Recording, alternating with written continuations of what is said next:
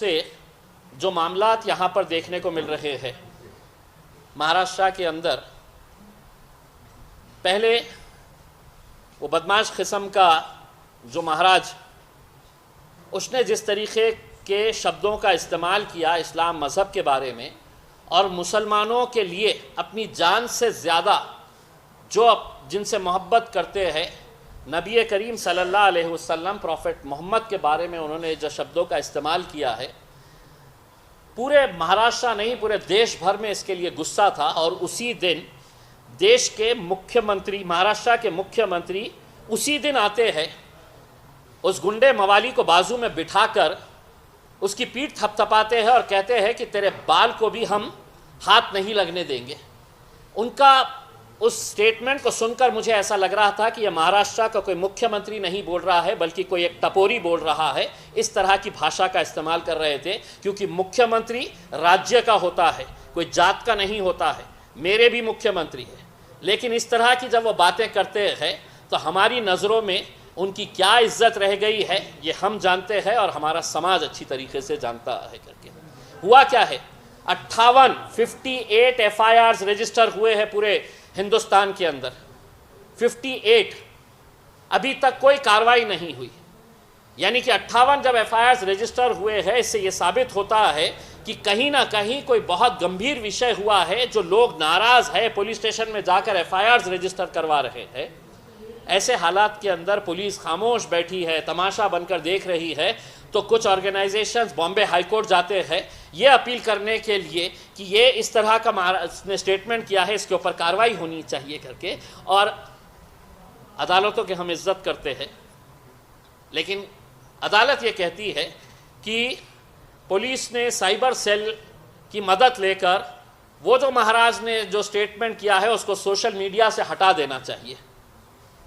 जब अदालत को ये बताया जाता है कि कई शहरों के अंदर भूख हड़ताल कर रहे हैं, लोग आंदोलन कर रहे हैं, लोग मोर्चे निकाल रहे हैं, तो अदालत का कहना होता है कि आप हम पर दबाव डाल रहे हैं, आप हम पर दबाव नहीं डाल सकते। हम अदालत को ये कहना चाहते हैं हम ख़तई दबाव नहीं डाल रहे हैं, हम अदालतों की इज्जत करते हैं, हम अदालत में इसलिए आते हैं कि हमें पूरा यकीन है इस देश की न्याय प्रणाली के ऊपर।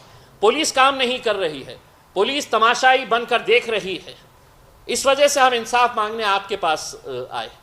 आप कम से कम एक शब्द बोल देते कि इस तरह की भाषा का इस्तेमाल किसी ने नहीं करना चाहिए, पुलिस ने कानून के हिसाब से कार्रवाई करनी चाहिए, हमारे ऊपर भी वो प्रतिबंध होता। कार्रवाई नहीं हो रही है, इस वजह से ये जो सेमड़े पोट्टे जो देवेंद्र फडणवीस ने मार्केट में छोड़ के रखे हैं, जो आके आज ये धमकी दे रहे हैं खुलेआम, कभी पुलिस वालों की पत्नियों को बताते हैं, पुलिस वालों को धमकाते हैं, कभी ये कह रहे हैं कि मस्जिद में घुसकर मारेंगे, तो ऐसे लौंडों की हिम्मत बढ़ रही है कि कुछ तो नहीं होने वाला है करके। तो हमने तय किया है, अगर सरकार ये चाहती है कि ये राज्य कानून के हिसाब से चले तो हम उसका आदर करें, लेकिन हमको समझ में आ गया सरकार चाह रही है कि अब जो लड़ाई है वो रास्ते के ऊपर, तो महाराष्ट्र के मुख्यमंत्री एकनाथ शिंदे साहब, देवेंद्र फडणवीस साहब, अजीत पवार साहब, ये अच्छी तरह से आप कान खोल के सुन ले।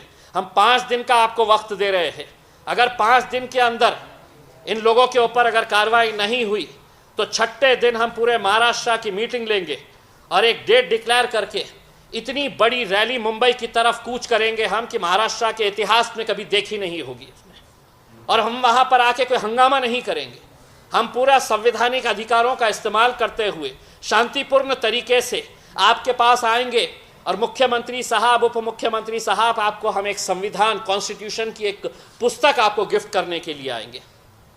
महाराष्ट्र के बड़े IPS ऑफिसर्स को फ्रेम करके वो जिस वक्त IPS की शपथ ले रहे थे, उस शपथ की याद दिलाने के लिए वो शपथ हम फ्रेम करके IPS ऑफिसर्स को और महाराष्ट्र के वरिष्ठ पुलिस अधिकारियों को हम देंगे कि आप अपना कर्तव्य निभाइए। ये सरकारें आएगी, ये जाएगी, लेकिन कहीं ना कहीं आज इस राज्य के अंदर जो हालात पैदा हो रहे हैं, इसके लिए कौन जिम्मेदार है? सिर्फ अपनी कुर्सी बचाने के लिए आप आम लोगों को लड़ाना चाहते हैं, आप दंगे भड़काना चाहते हैं, कोई कार्रवाई नहीं करेंगे। 58 FIRs होने के बाद मैं तो अपील करूंगा लोगों से, अब कहीं पर कुछ होता है तो कोई ज़रूरत नहीं FIR करने की, महाराष्ट्र की सरकार ने हमको संकेत दे दिया है कि तुम्हारी एफआईआर सिर्फ हम कागज़ काला करने के लिए करेंगे, लेकिन कार्रवाई नहीं करेंगे। जो कार्रवाई करनी है तुम्हें सड़क के ऊपर आओ और करो, तो वो कार्रवाई करने के लिए भी हम तैयार हैं। 5 दिन का वक्त है, इस 5 दिन के अंदर अगर नहीं करते हैं तो हमारी भी तैयारी है, हम आएंगे, मुंबई की तरफ कूच करेंगे।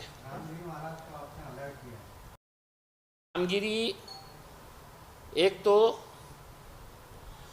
ये जो गुंड प्रवृत्ति का ये जो बदमाश आदमी है, जो भगवा चोला पहना हुआ है, उसको हम ये बताना चाहते हैं कि तूने जब अपने प्रवचन के दौरान इस्लाम मज़हब और हमारे नबी की शान के अंदर गुस्ताखी की, तो हमें पूरा मालूम है कि तूने महाराष्ट्र हुकूमत में आला दर्जे के ऊपर बैठे हुए वो अधिकारियों के बोलने के ऊपर, वो नेताओं के बोलने के ऊपर तूने ये किया। वो कर तो लिया, और उसी दिन तुझे आके पीठ थपथपा दी गई कि तूने कितना अच्छा काम किया है, तेरा बाल भी हम बाका नहीं होने देंगे, तुझे सिक्योरिटी प्रोवाइड करेंगे। मैं महाराज को अलर्ट कर रहा हूँ, हम तो कुछ नहीं करेंगे क्योंकि हम इस मुल्क के संविधान के ऊपर, न्याय प्रणाली के ऊपर यकीन करते हैं, लेकिन महाराज अपने ही लोगों से थोड़ा सा सतर्क रहो, क्योंकि हो सकता है कि तेरी जान के पीछे भी पड़ जाए, तुझे भी ख़त्म कर डाले तेरे अपने लोग। तो अपने आप को एहतियात में रख। मैं तो महाराष्ट्र सरकार को विनंती करूंगा कि इसको Z+ सिक्योरिटी दो, क्योंकि ये टपक गया तो तुम हमारे ऊपर इल्ज़ाम लगा देंगे।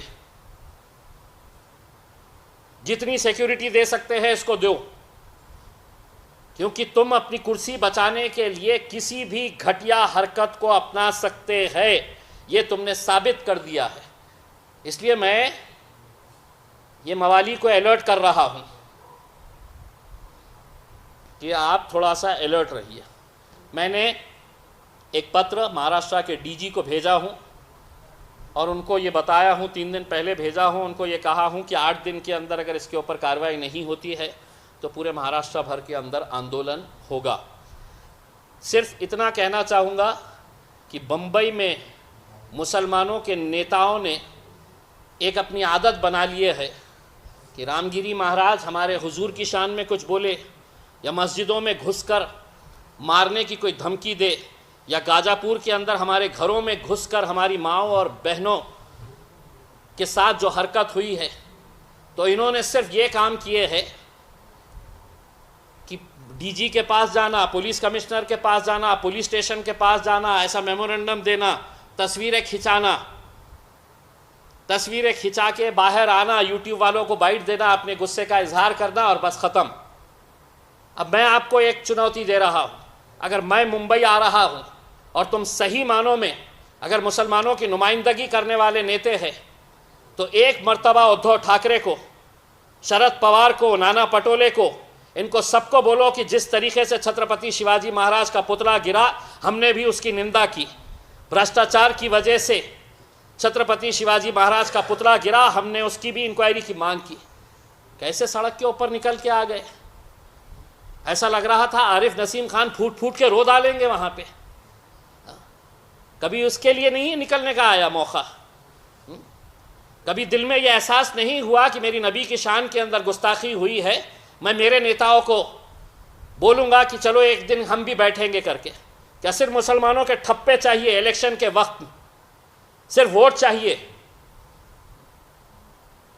इसलिए हम आपसे अनुरोध कर रहे हैं, अगर अगले कुछ दिनों के अंदर मुंबई के मुसलमान लीडर अगर कुछ नहीं करते हैं तो तुम्हारे पैरों में घुंघरू बांधने के लिए घुंघरू भेजूंगा, अपने नेताओं के सामने ठुमके लगाओ, किसी काम के नहीं है तुम। वो घुंघरू लेके शरद पवार साहब, उद्धव ठाकरे साहब के सामने नाचो। अजीत पवार साहब के भी प्यादे यहाँ पर भी है बहुत सारे। बहुत हो गया है मेमोरेंडम देने का, तस्वीरें खिंचाने का।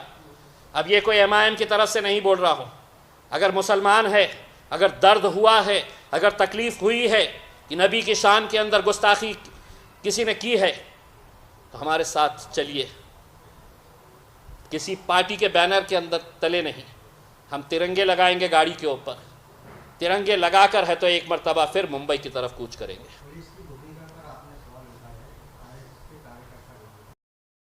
पुलिस जिस तरीके से पिछले कुछ टाइम से कार्रवाई नहीं कर रही है, खामोश देखने का काम कर रही है, तो अब ऐसा लगने लगा है कि ये वर्दी के अंदर भाजपा के, शिवसेना के, आरएसएस के कार्यकर्ताओं ने वर्दी पहन के रखी हुई है। वरना क्या वजह है कि कोई एक आईपीएस ऑफिसर खड़े रहकर कोई कार्रवाई करने के लिए आगे नहीं आ रहा है? सिर्फ इसी बात का डर है ना कि गढ़चिरौली भेज डालेंगे देवेंद्र साहब, वे पोस्टिंग ख़राब दे डालेंगे। इसी की वजह से वर्दी को दाग लगने दे रहे हैं। एक मर्तबा जो सही है वो सही के हिसाब से आप कार्रवाई करिए, यही उम्मीद करते हैं महाराष्ट्र पुलिस से। इनका जो वाक़या हुआ है वो सबने देखा है और बहुत ही अफसोस के साथ ये कहना पड़ रहा है कि आए दिन हमको सोशल मीडिया के ऊपर इसी तरह के ख़बरें देखने को मिल रही है। ये इसलिए चल रहा है कि हमने अपने आप को सिर्फ सोशल मीडिया तक महदूद रखे हैं। हम अपने आप को सिर्फ पुलिस कमिश्नर और आईजी और एसपी के सामने जाकर मेमोरेंडम देने तक की और तस्वीर खिंचाने तक की और एक बाइट देने तक के महदूद रख दिए हैं। अब सरकार खुद चाह रही है कि तुम्हारी लड़ाई तुम खुद लड़ो, सड़क पे आओ, तो हम वो लड़ाई लड़ने के लिए तैयार है। सर, एक आखिरी सवाल, आपने कहा कि हम न्याय व्यवस्था और कोर्ट का आदर करते हैं, लेकिन उधर से भी हमको न्याय मिलने की गुंजाइश नहीं हो रही है प्रोसीडिंग की वजह से, तो आप एक बार उसको स्टैंड क्लियर कीजिए कि कोर्ट भी ऐसा क्यों काम करता है? नहीं, हमें देखिए, हम कोर्ट का आदर करते हैं, मैंने पहले भी कहा है, लेकिन सवाल ये है कि जब ये मैटर कोर्ट के अंदर गया तो कोर्ट से हम ये उम्मीद कर रहे थे। हम कोर्ट में गए क्यों? अगर पुलिस कार्रवाई कर देती तो कोर्ट में जाने की ज़रूरत ही नहीं पड़ती थी। पुलिस खामोश बैठी है, सरकार जो बोलने वाले हैं उनकी पीठ थपथपा रही है, तो हम आखिर इंसाफ मांगे तो मांगे कहाँ से? तो हम हाई कोर्ट के अंदर गए और हाई कोर्ट कहता है कि पुलिस वालों को ठीक है, ये सोशल मीडिया के ऊपर से निकाल दो। हाई कोर्ट ने यह भी कहना चाहिए था कि अगर ऐसा इस तरह का कोई वक्तव्य या किसी जाति, धर्म और मज़हब के ख़िलाफ़ कोई बोल रहा है तो उसके ऊपर पुलिस ने सख्त कार्रवाई करनी चाहिए, कानून है। 58 एफआईआर रजिस्टर हो जाते हैं और कोई कार्रवाई नहीं, तो क्या हम खामोश सिर्फ आपके रजिस्टरों के अंदर है तो हम कागज़ को काला करने के लिए हम आके आपके पास एफआईआर दर्ज करा रहे हैं?